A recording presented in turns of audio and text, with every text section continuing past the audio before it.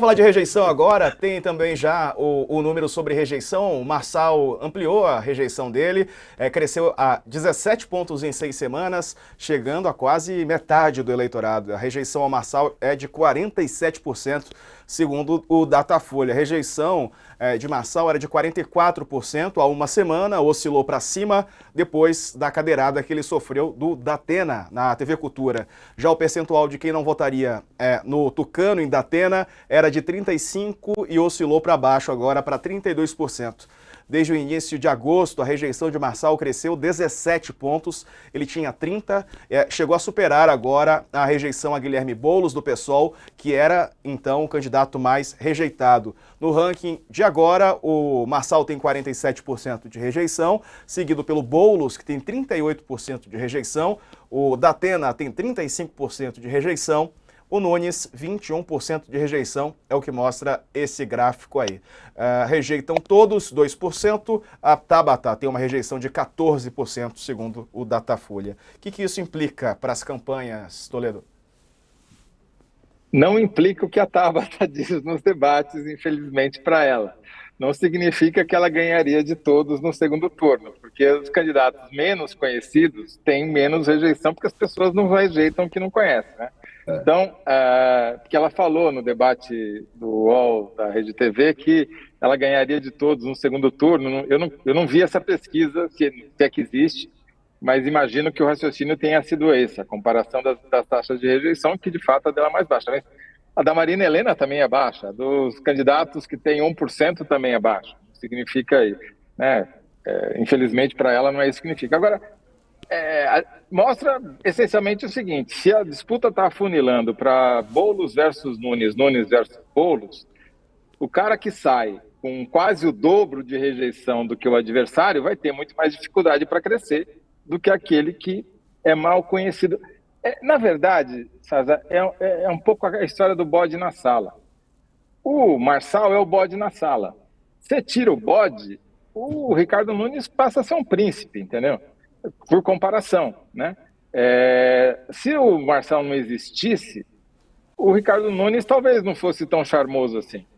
Mas, você comparando com o Marçal, todo mundo fica melhor, todo mundo fica mais bonito. É verdade. Mas no raciocínio do Couto, isso beneficiaria um pouco o Boulos, porque o Couto sempre disse que o Boulos tinha essa marca de radical, mas que na comparação com o Marçal, ele perde um pouco essa marca.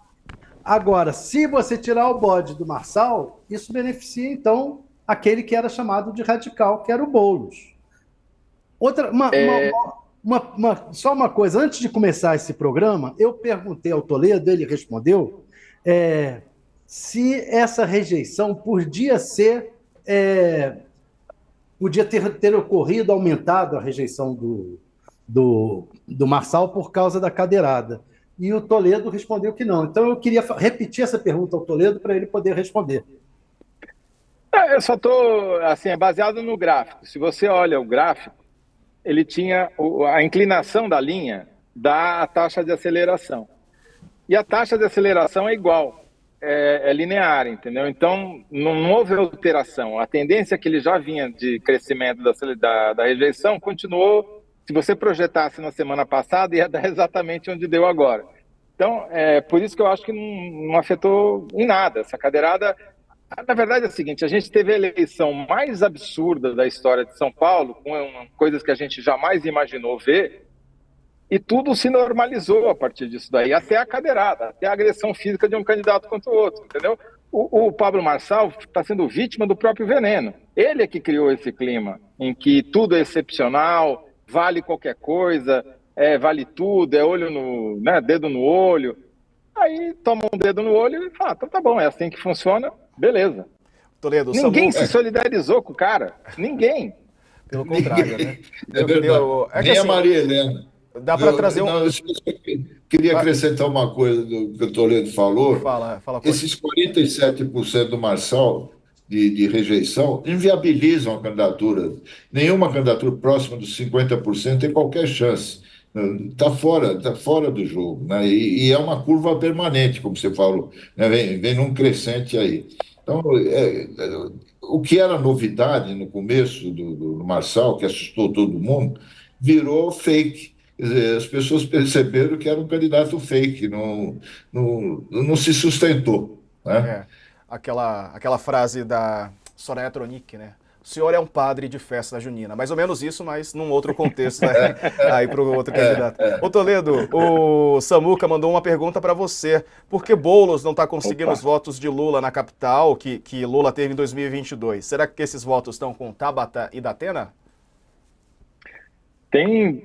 Esses votos estão principalmente com o Ricardo Nunes, por incrível que pareça, né? Tem várias explicações possíveis, não dá para cravar nenhuma delas. Uma é que o Ricardo Nunes teve 5 bilhões de reais para fazer um mar de asfalto, principalmente na periferia da cidade. Fez obras de contingência superfaturadas, mas fez obras. E a população, de alguma maneira, viu isso, né?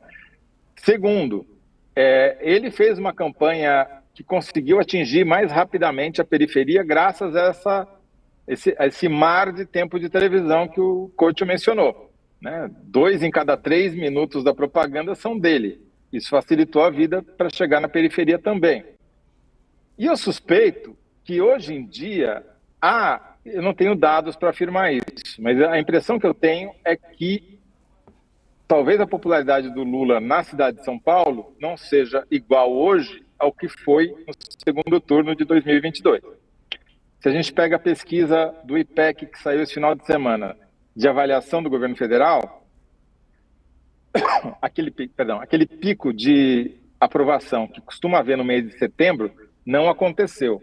A taxa de ótimo e bom oscilou 2 pontos para baixo em comparação a junho, e a taxa de ruim e péssimo chegou ao seu patamar mais alto ao longo desse terceiro mandato. Está praticamente igual, 35 a 34. E eu imagino que São Paulo não deva ser exceção. Logo, o Lula talvez não seja um cabo eleitoral. Ele é muito forte, mas talvez não tão forte quanto já foi.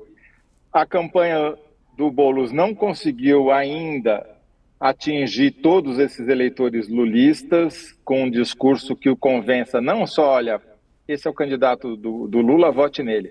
Tem que ser, olha, esse é o candidato no Lula, não vote no Ricardo Nunes e vote nele.